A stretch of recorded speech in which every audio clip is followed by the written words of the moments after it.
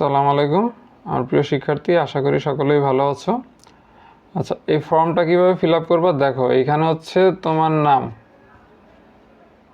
তোমার নাম যেটা জন্ম নিবন্ধনে বলতে বেসিক্যালি তোমার জেএসসির তে তুমি যে ইমেলটা করছিলে না আমাকে, ওইখানে যে স্পেলিং দিছো সেইটাই লেখা দিবা। এবং এখানে হচ্ছে জেএসসি একটা রোল নাম্বার হবে। এখন বিষয়টা হচ্ছে রোল নাম্বারটা তুমি কোথায় পাবা। আমি তোমাদের যদিও বলছিলাম যে ফটোকপির ওই দোকানটা থেকে তোমরা একটা কপি নিয়ে নিবা, কে নিছো তা তো আমি জানি না।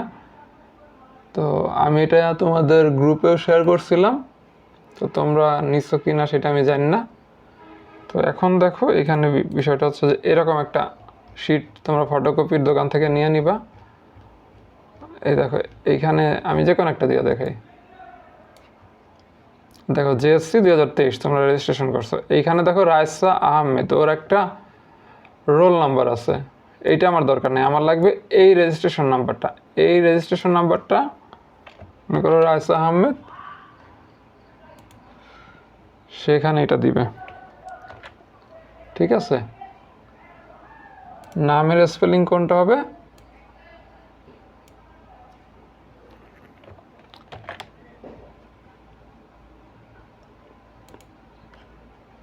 এইটা।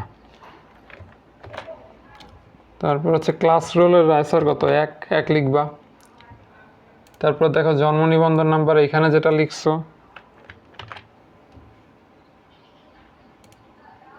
সেইটা এখানে দিয়ে দিবা, কারণ যেটা দিছো ওইটাই, আর চেঞ্জ করার কোনো কায়দা নাই।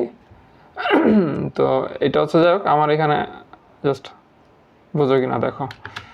ঠিক আছে, জন্ম নিবন্ধন নাম্বার নিলাম। তোমার হোম ডিস্ট্রিক্ট কইতে আমি জানি না, ধরো যদি কারো নোয়াখালী আর নোয়াখালী, যদি ফেনী হয় ফেনী, যদি মনে করো কারো ভান্ডারিয়া তো হোম ডিস্ট্রিক্ট হবে না। হোম ডিস্ট্রিক্ট মানে পিরোজপুর, জেলা হচ্ছে 64টা, সেইটা হচ্ছে তোমাকে লিখতে হবে। কারো বাড়ি যদি ভান্ডারিয়া হয় সে কিন্তু ভান্ডারিয়া লিখলে হবে না, ভান্ডারিয়াটা হচ্ছে উপজেলা, ডিস্ট্রিক্ট হচ্ছে তোমার পিরোজপুর।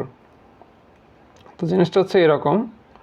তারপরে মোবাইল নাম্বার এখানে লিখবা, এখানে ধর্ম লিখবা, যে মুসলিম সে লিখবা ইসলাম শিক্ষা বা ইসলাম ধর্ম, মুসলিম হইলে ইসলাম ধর্ম, হিন্দু হইলে হিন্দু ধর্ম, বৌদ্ধ হইলে বৌদ্ধ ধর্ম, খ্রিস্টান হইলে খ্রিস্টান ধর্ম, আর যদি অন্য কোনো ধর্ম থাকে সেটা লিখবা। এইবার আসলে তুমি কোন গ্রুপ নিয়ে পড়তে চাও। যদি সায়েন্স নিয়ে পড়তে চাও তুমি জাস্ট এখানে সায়েন্স লিখবা, এইটুক লেখার দরকার নাই, এখানে ওইটুক লেখার দরকার নাই, জাস্ট এটা লিখলেই হচ্ছে। আমি এটা জাস্ট ফরম্যাটের জন্য দিছি। অনেকে সায়েন্সে হচ্ছে ফোর্থ সাবজেক্ট নিবা, যে ফোর্থ সাবজেক্ট সায়েন্সে হায়ার ম্যাথ নিবা সে জাস্ট এইটুক লিখবা। ঠিক আছে, হায়ার ম্যাথ, আর কিছু লেখার দরকার নাই। আর যারা সায়েন্স নিবা না বাকিগুলির জন্য অটোমেটিক্যালি লিখবা কি, সায়েন্স যে নিবা না সে লিখবা আর্টস অ্যান্ড কালচার। এটা হচ্ছে সিস্টেম।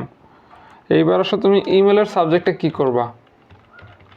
আচ্ছা, ইমেলের সাবজেক্ট যেটা করবা সেইটা হচ্ছে যে আমাকে তো এই যে CIS দেখো, এই ঠিকানাটা হচ্ছে গিয়ে আমাকে ইমেল করবা। আর ইমেলের সাবজেক্ট কি লিখবা, যেমন রায়সা ইমেল সাবজেক্টে ও রোল নাম্বার লিখবে হচ্ছে গিয়া 2024-09, টান দিয়া লিখবে কত, 01। এবং আমি তোমাদের একটা এক্সাম্পল দেখাই। এই যে দেখো,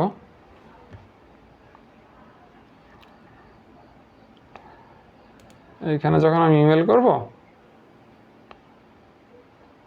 এইখানে তো আমি লিখব CIS, এই যে আমার CIS, এইখানে সাবজেক্ট লিখব 2024-09, রোল নাম্বার কত, 01। ঠিক আছে, তারপর আমি ফাইলটা অ্যাটাচ করব কইরা, আর ছবি দেবো একটা।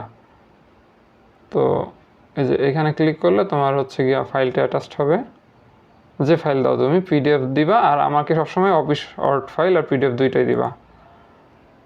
তো তারেক,